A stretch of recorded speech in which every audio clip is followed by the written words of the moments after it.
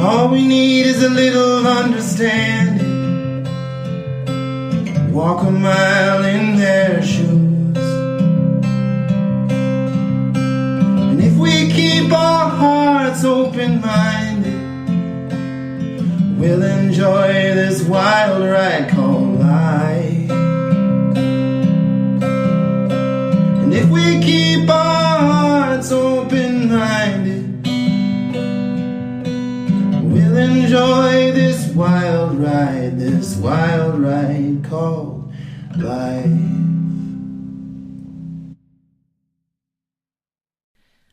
Hi, everybody. Welcome to another episode of the True Sweet High podcast. This is Annette, your host, and I am very excited to bring on today's guest. She is an author, but the title of her book is very intriguing, but I'm just so excited for you to hear her reasonings on why she wrote the book. So the title of it is called Perfect, A Path to Love, Forgiveness, and Transformation, a life-changing book that illustrates the awe-inspiring and magical way that the universe orchestrates our lives toward a state of wholeness, completion, and love, whether we are aware of it or not. So that right there just brings you in. So Judi Miller, thank you so much for being on here today and for talking about this. So please tell us a little bit about your background, your life, and then how you came to write this book. So Annette, it's so great to be here. Thank you. So I'm going to ask you a question. Actually, I'm going to ask you 3 questions. You don't have to answer out aloud if you don't want to, but these questions are for your listeners as well. Have you ever felt different, like you didn't belong? Mm-hmm. Or maybe you felt incomplete, always searching for someone or something to make you feel whole? Yep. Or if you're like me, maybe you felt unworthy, always having to prove yourself over and over again. Absolutely. And the reason I ask you and your listeners these questions is because these feelings have literally plagued me for most of my life. I was actually born in Trinidad, which is an island in the Caribbean, and I moved to the US when I was very young, and I never fit in. I always felt different. I didn't look like other people in my neighborhood. I was also born with 11 fingers, and I had this inexplicable fear of the dark. I started my career as a CPA, then I went to work in finance in the healthcare industry for over 25 years. But no matter what I did, no matter how I tried to prove myself, I always felt like I was nothing. But on this journey that I describe in my book, Perfect, I realized that in the nothingness, I could be anything that I wanted. And what I mean by that is when we let go of the stories, the labels, and the judgments, we could truly emerge as our true and authentic self. We no longer have to hide in the shadows. So the reason I wrote Perfect is because when I look out into the world, I see so many people who suffered from the same feelings that I did. And I know that we no longer have to live that way. So that's why I wrote the book. That's incredible. So as you were growing up with all these feelings, how did you gain the strength to just keep going up, keep showing up, keep going, and trying to convince yourself, tell yourself that it's okay to be different? Mm-hmm. So if it's okay with you, I'd like to give you kind of an overview of the book, which talks about that. Yes. So as a child, I had fears, as you know. So one of my fears was actually the fear of drowning, but I was terrified of the dark and I was terrified of sexual assault, and I hadn't been assaulted. So as a child, these feelings and these fears, as you could imagine, were extremely confusing. And I actually never shared the fear of sexual assault with anyone until this book came out recently. So as a child, I would literally be petrified of going to sleep every night. I would crawl into bed, I would pull the covers over my head, and I would recite the Lord's Prayer over and over again, literally, until I would fall asleep exhausted. And Annette, this was my ritual night after night. I couldn't understand the fears and where they came from. So this continued well into my 20s. As I mentioned, I started my career as a CPA. So here I am having a very traditional life, going to work during the day, but at night crawling back into bed, terrified, truly terrified of what I couldn't explain. I actually met my husband at work. We got married and we had kids. And in the exhaustion of raising 2 incredible kids, commuting 2 to 3 hours a day for work and working 40 to 50 hours a week, in that exhaustion, everything stopped. The terror stopped. But then my kids grew up and they went off to college and the house became silent.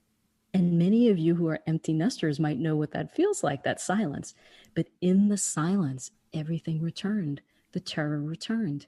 So here I was, and I must have looked quite comical to my neighbors. I literally tiptoed around my house, afraid of what I might bump into, who I might bump into. I would wake up unexplainably at night, clutching in fear at my husband, and we soon both began to lose sleep. And around at the same time, I actually started to bleed uncontrollably month after month. And I went to see my doctor, and she said that I needed a hysterectomy. And Annette, I was terrified of this surgery, and I couldn't understand why. I had worked in the healthcare industry for over 25 years, and I trust modern medicine implicitly. But I was terrified, and it felt like the same terror that I had as a child and the same terror that returned to me as an adult. So a very good friend of mine recommended that I read a book called Light Emerging. It was written by Barbara Brennan. Barbara was a former NASA physicist, and she actually studied the human energy field. And what she learned, she was actually able to heal people. So literally days before my surgery, I found myself Googling healers near me. And as I sat across from my healer for that very first time, I literally heard the click of a lock, like my entire life was locking into place finally. And at the time, I didn't know the role that healer actually played in my family's history. So my healer helped me heal after the hysterectomy. And then in the following months, we began to explore this unexplainable fear of the dark. I had never mentioned to her about sexual assault. So we looked at my childhood experiences to see if anything had triggered that fear, but nothing came to light. And then we started to talk about my parents, because we know that we inherit so many things from our parents. We inherit the color of our hair, the color of our eyes, and other physical characteristics. But the science of epigenetic tells us that we could actually inherit the pain and the trauma from our parents. They've actually shown it with Holocaust survivors, where their children and their grandchildren literally had the same pain and terror that their parents suffered through in their bodies. And there's been recent studies with mice. They introduced the smell of cherry blossoms to the mice, and then they would zap the mice. So in that, of course, after a while, just the scent of cherry blossom would trigger that same fear in the mice. But what was amazing was their children and their grandchildren, without ever being zapped or exposed to that, just the smell of cherry blossoms would trigger the same fear. So that pain and that terror that I felt every night as a child actually wasn't my own. It was actually a cellular memory from my mother when she was attacked. They say every female baby is born with 2 to 3 million of their reproductive eggs at birth. And there's some debate that says that they probably will never produce more in their lifetime. So on a cellular level, for most of your mother's life, you are actually there as an unborn egg. So the triumphs and the traumas that she experienced, you were actually there. So that trauma that I felt as a child that I couldn't explain was actually a memory from my mother. And Annette, my story doesn't end there. There's actually a shocking connection to the very healer that I trusted to heal me. And I'm not going to give away the ending, because I want you guys to pick up a copy of the book and read it. But in that moment of revelation, when I understood her connection to my family, I could have felt fear, I could have felt anger, I could have felt betrayal, but I didn't. All I felt was the love and the perfection of the universe.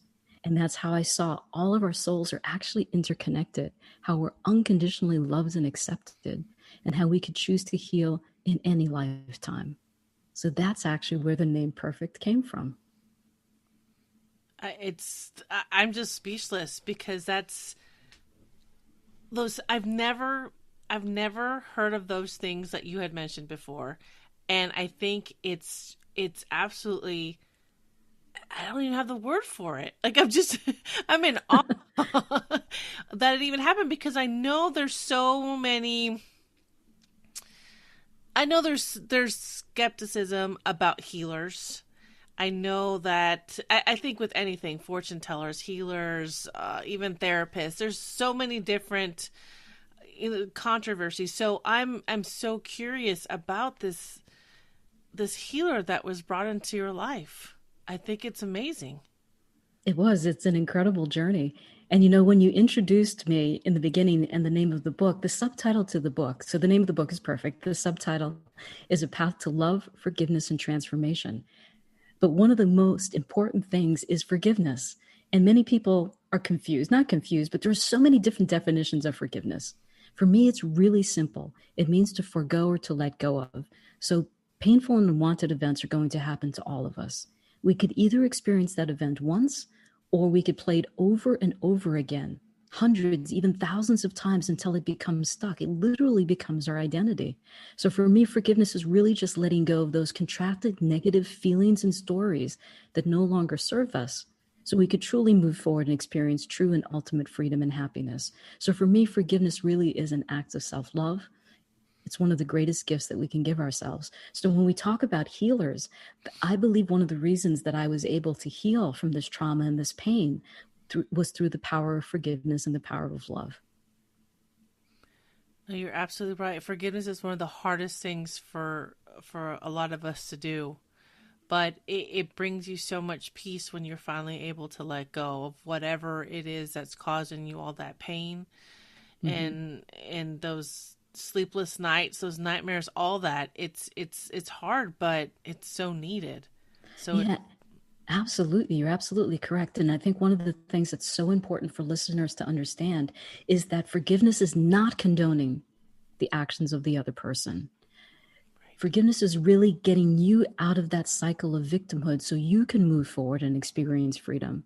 There is a saying that's often attributable to Nelson Mandela, and there's some debate about who actually said it, but it goes like, resentment is like drinking poison and expecting the other person to die. And for me, that's what not forgiving represents.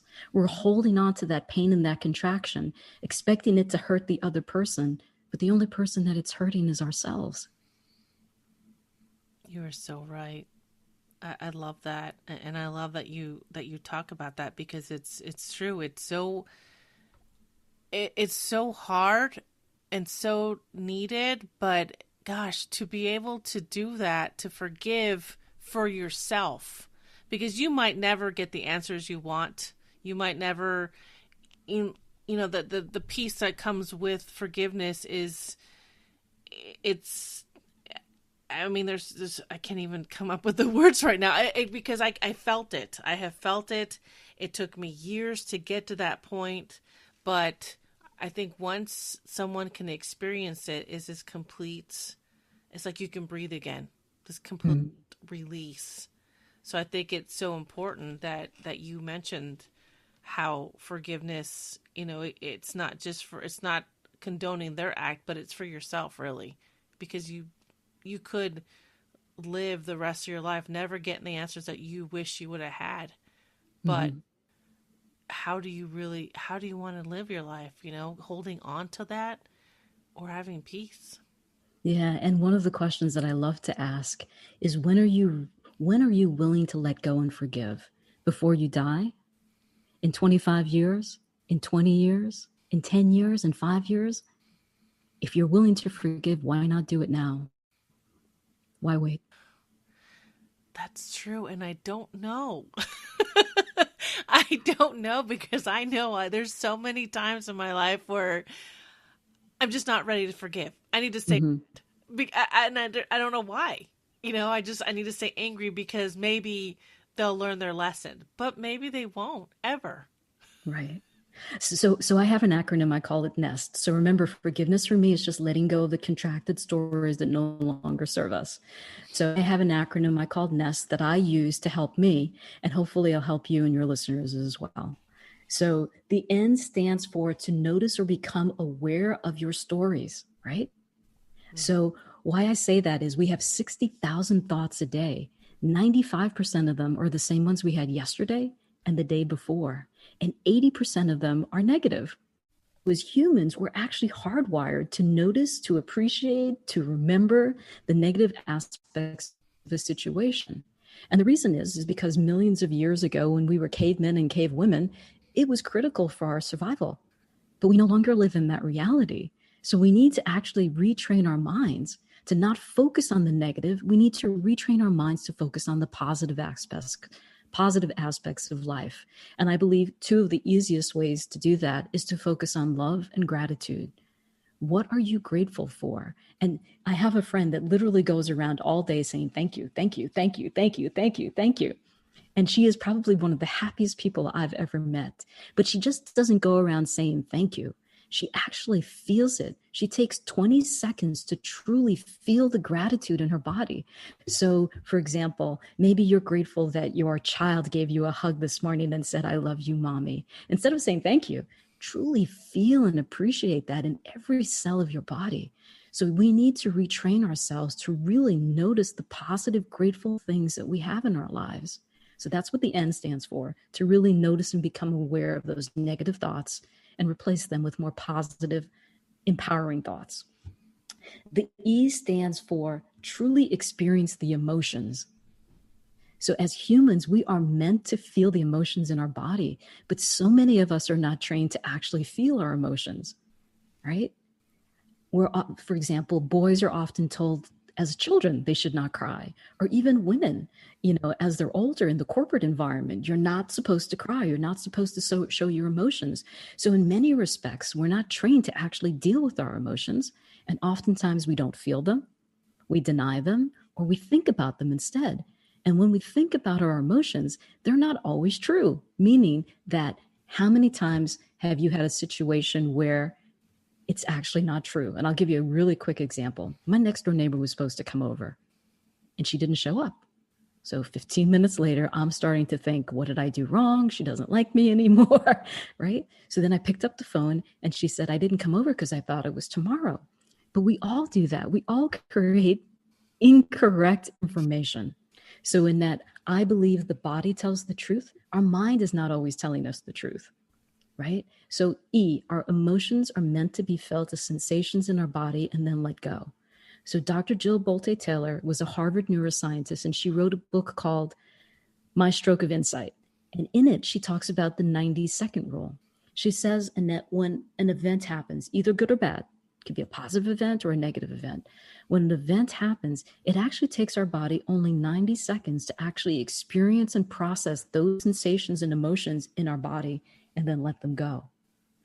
After those 90 seconds, it's up to us. So if we're still hanging on to that negative contracted energy more than 90 seconds, perhaps we're starting to create a story around it, right? So I encourage you to truly feel your emotions. And what I encourage you and your listeners to do is, remember I said I felt different for most of my life.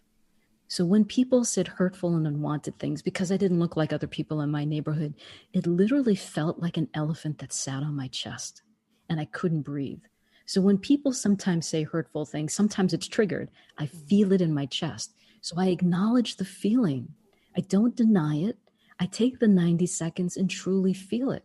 And if it lingers more than 90 seconds, I actually put my hand on wherever it might be. For me, it's my chest. For you, it could be your solar plexus. Maybe it's your throat where you feel that you can't speak up. And just close your eyes and just connect in and slowly just breathe in and out of that area. I believe our breath is our spirit. So breathe in and out of that area gently for a few seconds, for a minute, and you will actually start to feel that contraction start to soften. So you're acknowledging that feeling. And then S is to scratch the record. So the S in nest stands for scratch the record. So I got this from Tony Robbins when I went to one of his seminars, probably 20 or 30 years ago. But he said our negative thoughts, our stories, our emotions are like grooves on a record player that just play over and over and over again. So we need to scratch that record so we can't play that story any longer. So some of the things that I use is, when you start to have that negative thought, you could say cancel, cancel, stop. You can get one of those funny, staples, stop, easy, whatever buttons. But for me, say cancel, clear, and replace it with a more positive story. So literally take notice of what you're thinking about and literally flick it off before it becomes a blaze, before it catches fire, right? The other one is to put a rubber band on your wrist. You probably have heard of this, where you sling your wrist. And the reason I think it works is it disrupts your story.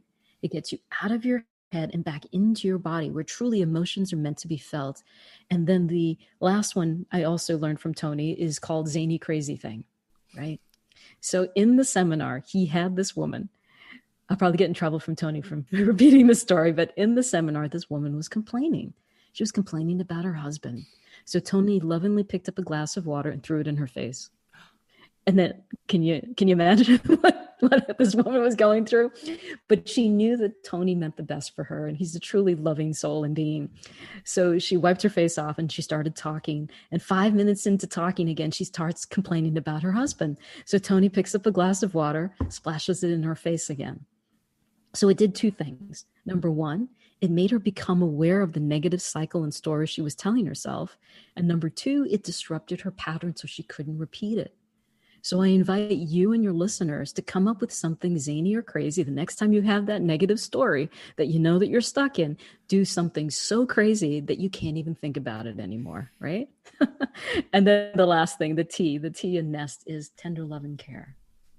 You know, so many of us feel isolated during COVID. And I believe the isolation not necessarily is the isolation from each other, but I believe a lot of our loneliness and isolation is because we've become disconnected from the Creator. And we've also become disconnected with our true and eternal selves.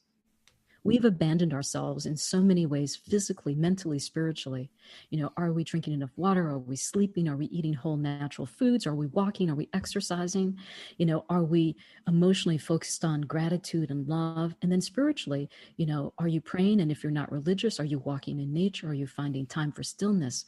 I believe so many of us feel lonely because we've abandoned ourselves.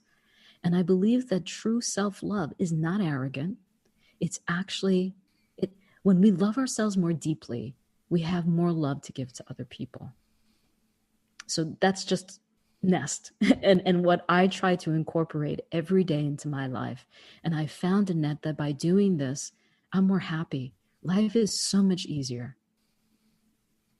No, I appreciate that. And I took notes. So I want you guys to make sure you have a notebook and a pen, because I was writing these down because it makes sense, but I'd never thought about it before. I never thought about those things, but it's true. We should absolutely go by this acronym. I love it. Mm-hmm. I think it's genius, but you're right. You know, it's, how can we help others if we can't help ourselves? How can we love others if we can't love ourselves? And it's not a bad thing. And I think there's a big difference on how we love ourselves, but it's not a bad thing to do that, because especially now during this time when we feel disconnected and we feel isolated, we need to remember to work on ourselves, put ourselves first, because we forget that all the time. Mm-hmm, absolutely. And, you know, Dr. Stephen Covey wrote The 7 Habits of Highly Effective People in the late 80s. And I read it many years ago. And he said, between stimulus and response is our greatest power, the power to choose. So how I've implemented this in my life and throughout the book is between stimulus and response, there's a gap. And in that gap, we get to decide. So when something happens, it's not instantaneous, our reaction. There's actually a space. There's actually a gap. And we get to decide how we respond. So I believe there's really only two emotions in life. There is fear, and then there is love. Fear is just a contracted negative energy. It's either looking back at the past, wishing that we could actually have changed it, or looking forward into the future, hoping that, you know, afraid of what it might be. So for me, fear is just a contracted negative story. And I was writing my blog one month, and I realized as I was writing it, I realized that my entire life actually lived from a place of fear. I was afraid of being judged. I was afraid I was not lovable. I was afraid that I wasn't enough. I was afraid that I was incomplete. But Annette, when we let go of the fear, so between that space between stimulus and response, that gap is our greatest power. We have the power to decide. So some people ask whether or not all stories are bad, and they're not. So Annette, you're beautiful, you're wonderful, you're changing the world. That's a beautiful and empowering story, and there's nothing wrong with it. But so many of us are trapped in stories that don't serve us. You know, Angelise Arian, it's mentioned in the foreword to my book. She is a cultural anthropologist, and she says that in certain indigenous cultures, it's important to share your story with loving and supportive people. And it is. They do not encourage people to repeat it more than 3 times. So if you repeat your story more than 3 times, they will actually take you and dangle you over a cliff, net until you're willing to let go of the story and see the wisdom in the experience. So these cultures, it's interesting. These cultures appreciate and understand that we are social beings and that we have to share our stories, but they also understand that if we repeat it too often, it becomes our identity. Wow. I'm sitting here listening to you and I'm thinking, oh my gosh. I'm running out of words because how many times have I repeated my story? But now, like you said, I'm using it for other purposes. I'm using it for a mission to help other people. So it's a complete, 180, 360, however you want to see it. I completely changed how I'm telling my story. And it's not coming from the negative part of where I thought I was, but now into a more positive part. So I think it's all about how we use it now. Mm-hmm. So Perfect is actually broken up into 3 parts. So Perfect, the book, is broken up into 3 parts, and 80 to 90% of the book is actually written like a novel. So it invites readers to want to listen and see how the book ends, because there is a shocking ending. Because they say most people actually don't read past the first 19 pages of a book. So I wanted people to pick up and actually go through the experience with me. So even though it's uncommon and maybe a little unusual, I do believe the story holds a promise for us all. So that's, one part of the book. Another part of the book is called Reflections. So what are the key lessons, like the nest that we were talking about? What are some of the key lessons in the book that readers can take and apply in their own lives? And then there's a handful of very simple exercises. And I purposely made them simple because I know how incredibly busy people are. So I made them easy on purpose. But the reason I put the exercises in there is so people can take the lessons and truly embody these principles into their own life, so they can learn to let go of their stories. That's brilliant. But in that there's a spiritual aspect to the book as well, because it was a spiritual journey that I went on. And I would love to be able to just share some stories with you from the book, because I think so many of us need to hear it right now. Absolutely. So actually, a lot of this journey began on Good Friday. I was in church waiting for Mass to start, and my kids were probably next to me texting with each other. And I was just sitting there listening to the choir sing, waiting for the priest to start. And this overwhelming sense of love just literally descended upon me out of nowhere. And it was every sensation of love you could imagine multiplied 1,000,000 times, just coursing through my body. And I don't know where it came from or how it happened. And I'm looking around the church to see if anybody else has experienced what I just went through. But everybody else is doing what they're doing. My kids are texting. And I just went through this overwhelming sense of love. And we often hear about it in people who've had near-death experiences, this overwhelming sense of love that they felt. But I was wide awake. It felt like I was dying with my eyes wide open. And the reason I wanted to share this with you is because if you knew how much you are loved, if we knew how much we are all loved, we would never doubt ourselves again, ever. And as I was laying in bed recuperating from my hysterectomy, I actually refused to take painkillers, just because I had heard so many, sad stories about people becoming addicted to painkillers. So I literally didn't take anything. And I would try to lay as still as possible, because every sneeze, every movement literally felt like an electric shock through my abdomen. But as I laid there, this guy just came into my awareness, in and out of my awareness, and would just sit beside me as I was recuperating. And the message that she told me is, we are never alone, never abandoned, always loved. If we knew who stood beside us in every moment, we would never be afraid.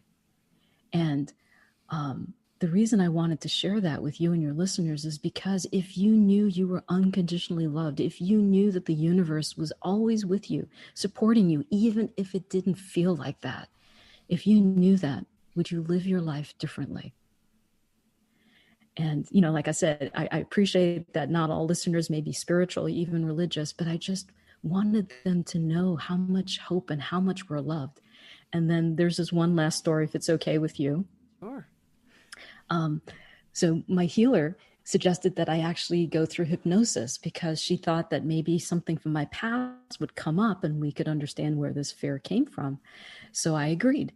And as I was going through the hypnosis, it's so interesting. If you've never been hypnotized, you're fully aware of what's going on, but your mouth has a mind of its own. So meaning that you're aware of what you're saying, you're aware of what's happening, but there's like no censor to what you're saying. So it was truly an interesting experience.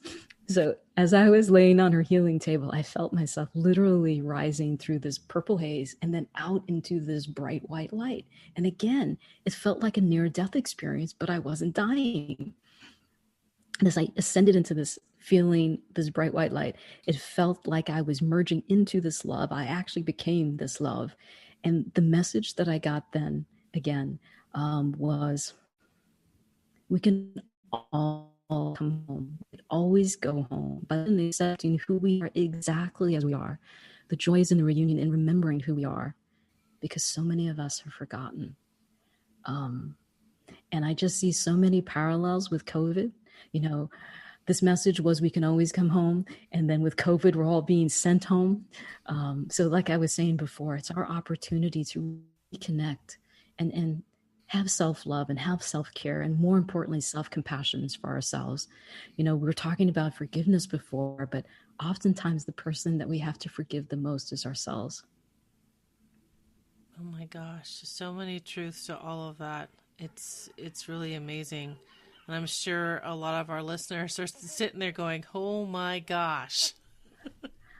Like, I needed to hear that today so that I could actually realize what I'm going through, and that it's really not, not that bad. It's just, we have to decide on how we're going to react. Mm-hmm. So it's really amazing. You know, it's interesting, in the moment when we're only looking at the event, we could feel the pain and the emotion. But oftentimes when you ask people if they would go through the same event again, oftentimes people say they would. And the reason that many people have told me that is because they felt that they've actually become stronger as a person. Through the adversity, they've actually come out stronger. So when we take that 1,000-foot view and we see how all of the pieces actually fit together in our life, and we could take that much grander view, we realize that many events are actually here to serve us, even though in the moment it may not feel that way. Oh, you're absolutely right. I think I feel the same way. There's so many things that I've gone through that I don't know if I would really change it, because it's made me the person that I am today. Mm-hmm. And I know it's hard for a lot of people to really come to think like that, but for some of us, that's who we are now.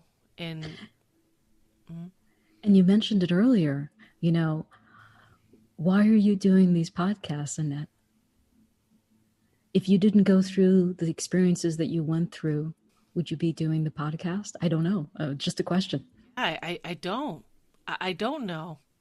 It's so odd. It's just, I don't even have the words. I'm just speechless, because there's so many things I'm learning today just from listening to you. And you're right. I don't know if I would be in this space. Mm-hmm. Right. And so I think it's really, it's amazing the things that we go through and how we overcome them.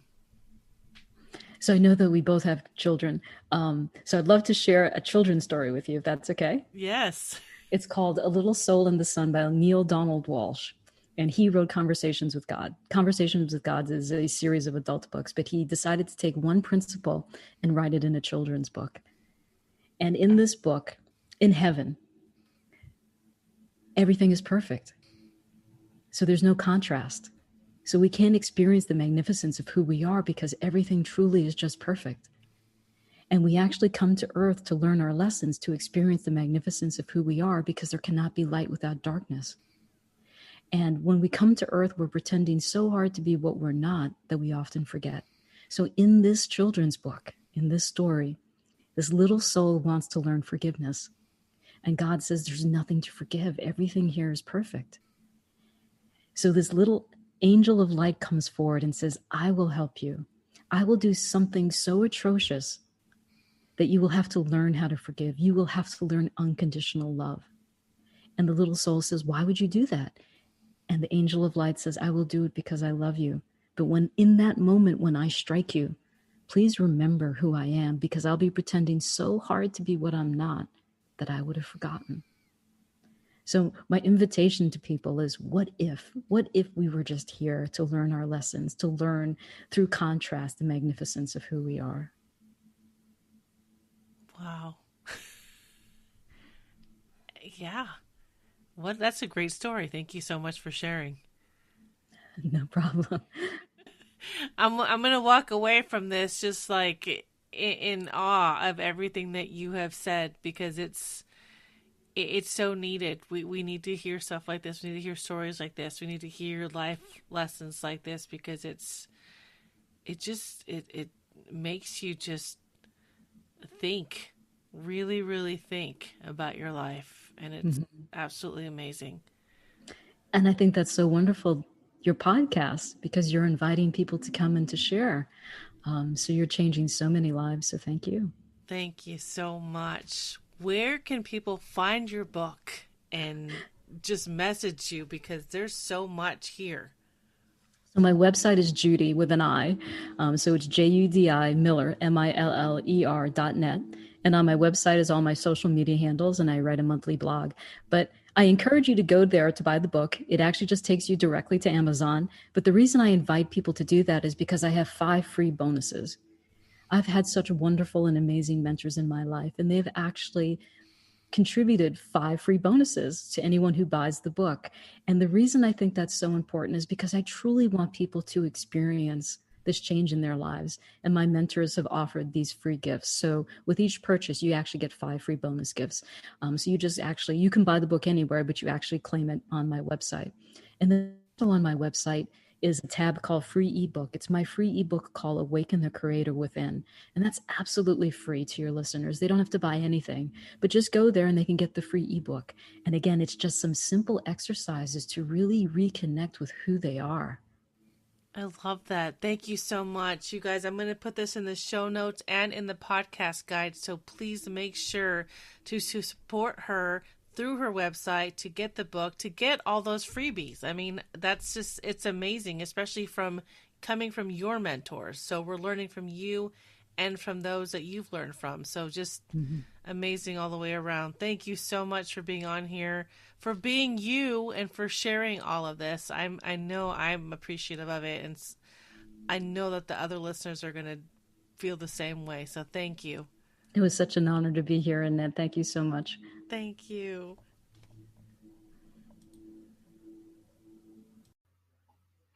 Thank you for listening to the Truths We Hide podcast, created and founded by your host, Annette, the founder of A Wild Ride Call Life. Also, a big thank you to all of our sponsors for each and every episode that is aired. We have so much support from them and all of our listeners. You can find more information at www.awildridecalllife.com.